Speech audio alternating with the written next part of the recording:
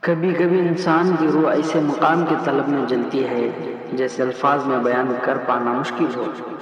ہم جنت کے بارے میں بہت سنتے اور پڑھتے ہیں، وہ درخت، وہ نہریں، وہ بہاریں، مگر ایک حور کا وجود جو خود ایک کہانی ہے، اس کا ذکر کچھ الگ ہے۔ اس کی آنکھیں ایسی کہ ہر دکھ کی دیر خلا میں اڑ جائے، اس کی آواز ایسی میٹھی کہ کانوں میں مسئلے موسیقی گھل جائے، اس کے ہاتھ میں مہربانی اور ہر ادا میں صفا۔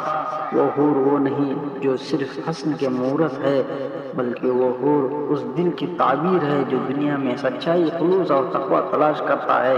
جو انسان اپنے رب کے سامنے جھکا، اپنے گناہوں سے توبہ کی، اس کے لیے وہ حور ایک نعمت، ایک تسکین اور ایک وعدہ ہے۔